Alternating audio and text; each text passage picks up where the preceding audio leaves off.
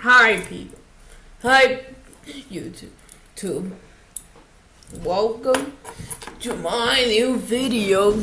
I don't know why I'm making it sound like a live stream, but do I really care?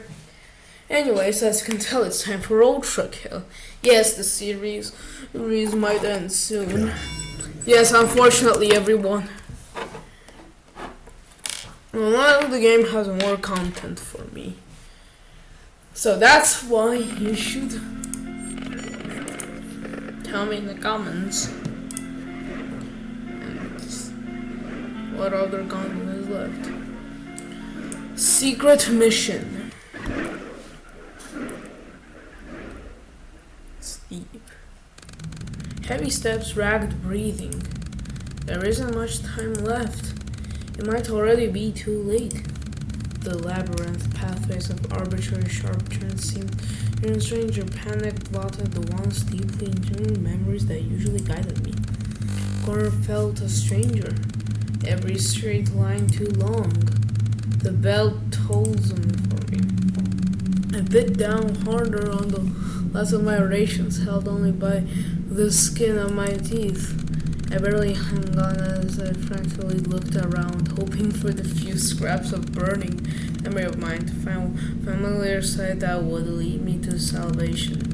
The gates must be closing by now. The last few barely making it. The rest of us never stood a chance. Suddenly, from a blind spot, a figure struck me. There was no time to react before I came crashing down into the cold, hard ground.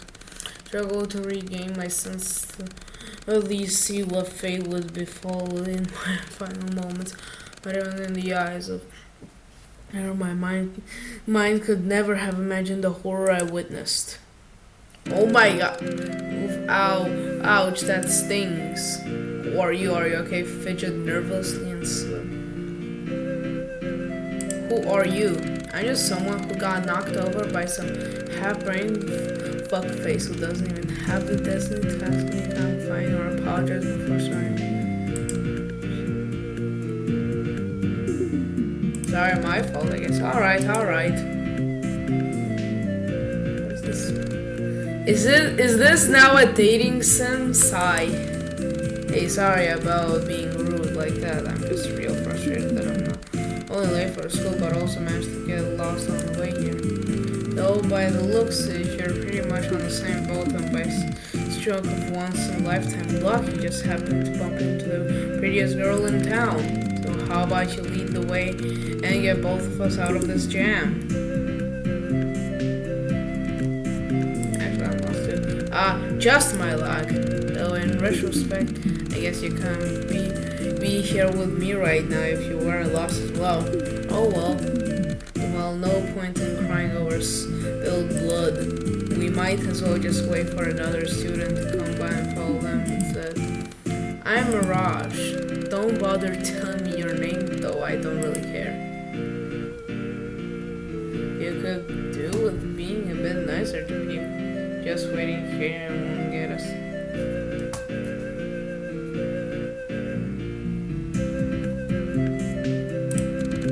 Wandering around like a headless chicken would only get us even more lost. Since we're both heading to school and ended up meeting right here, that means there's a very high likelihood the spot is somewhere along the way.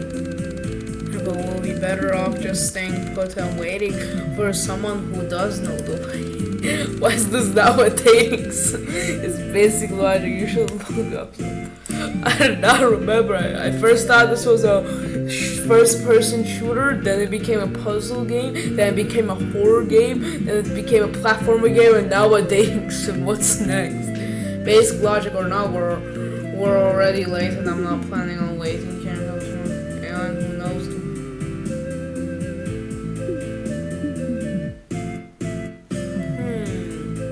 I choose this. Ha! Can't give up if I never tried in the first place, and don't make a habit out of trying. Why not? Because nothing matters. There's no point in trying if the end result will be the same anyway. Try as you might, you'll eventually just become forgotten forgotten dust in the wind like the rest of us. I mean, really, take a moment to think about it. The human mind, with its complete vastness, is capable of recognizing its utter helplessness and uselessness in the face of inevitable and avoidable non-existence, but is incapable of coming to terms with it. Only ever ignore it, hide from it, or temporarily escape from it, but the fact is that we are bound to the way all things. Death is unavoidable, not only to us, but all that exists, or ever has existed, except me. Every living being will eventually die out. That means I'm not living? Mirage, what's wrong with you? Every speck of matter will eventually wither away and dissipate into entropy. It doesn't matter if you lived a good life or if you left a legacy behind.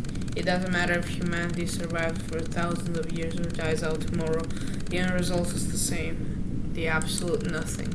Human intelligence is far beyond that of other animals, but it would be misguided to consider that a gift. All the other beings have the gift of ignorance, of not understanding what we do. Our intelligence is not a gift, it's a flaw. It's an overextension of evolution. Intelligence, once a great feature, in eons past continued to grow, checked and unamplified, and has since passed a threshold whereupon it is no longer a benefit but a negative danger to its host. Much like the Irish elk, a species of deer that through uncountable generations of evolution grew antlers so advanced that it could no longer run from predators, eventually leading to extinction. The human mind is an evolutionary maladaptation caused by going too far in a direction that was once beneficial and will sooner or later lead to our extinction. On an individual level, it's already happening. Existential dread is already taking hold. I'm sure you've felt it too. The pain and fear of being nothing, becoming nothing. The suffering of understanding that we are unable to come to terms with it, so we hide from our own intelligence.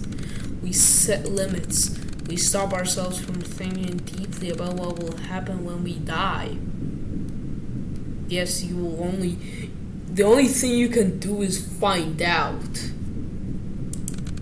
We create distractions. We keep our minds busy with mundane activities and dreams to stop ourselves from having to come face to face with the truth. Yes, that's what we are made for, at least for now. We sublimate it. We transform our self-reflective suffering into another form of art to keep it from consuming us. Anything to avoid the panic. By these ways are all simply temporary. They're just there to push back the inevitable veil of helplessness and despair that would encompass and ruin us. In the end, nothing matters. There's no point in trying to find joy in life for life in, and it's of itself as suffering. You're wrong. Huh? You criticize those who consider our vast intelligence a gift and yet also misguide yourself to believe our meaninglessness is a curse. How could it not be?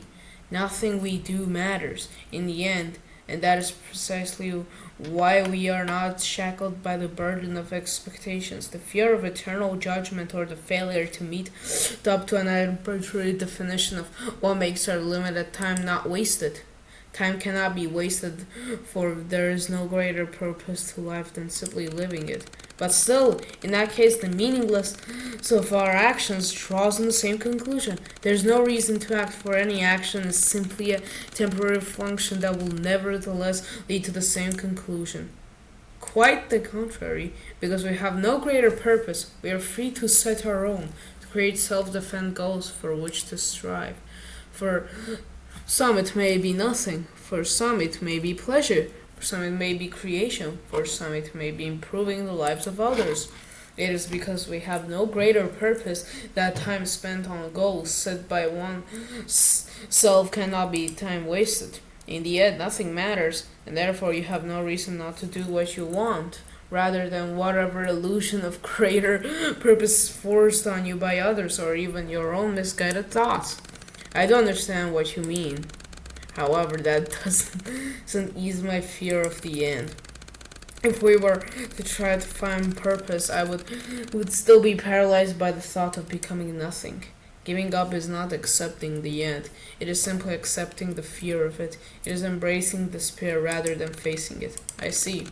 Though as much as I'd like to embrace it, I'm nevertheless struck with an paralyzing existential panic. I understand it logically, and now that there is no reason to live in apathy, but my emotional side refuses to listen. The fear persists, and I cannot motivate myself to seek purpose despite knowing I must. This is true. The emotional is not controlled by the logical, however, they are interlinked. Just as the deepest, darkest depths of despair can overthrow reason and the logical, warping them to fit into that haze of depression, so too can reason influence, overpower emotion, regardless of how inevitable its defenses may seem. By continually forcing to subvert with the positive logical wants, eventually, slowly, gradually start to shape to fit the logical. It is not an easy job. It is not a quick job. It will sometimes feel like an impossible job. However, it can be done. With an immense amount of time, effort, and energy will improve. You can change. You can heal. And during the hardest times when all seems lost and you want to give up, never forget, we will always love you. Okay, everything is back in color. Well, I'll be damned. Guess you gotta get head on your shoulders after all. Hell, I'm impressed. Mad. I feel like I've just shed the weight of the world on my back. Or rather, you've done that for me. And honestly, from the bottom of my heart, thank you. You've given me a lot to think about, and while I'm sure I have a long and hard road ahead of me, I'm optimistic. For the first time in what feels like an eternity, I'm optimistic. So we're already way too late for school, and it's becoming quite clear by now that nobody's going to come lead us. So how about you and I ditch that passion training at Peninsula and go grab something to eat, eh? Oh, you sneaky bastard. But alright, I do owe you anyway, so a better time to cash out on a nice to a girl away with my leave. Then now, eh? And that's it. Unfurling love song. Mission complete. I guess Mirage hit her head way too hard. Because how does hitting the regular head cause the fucking conversation whether why we exist and why we matter?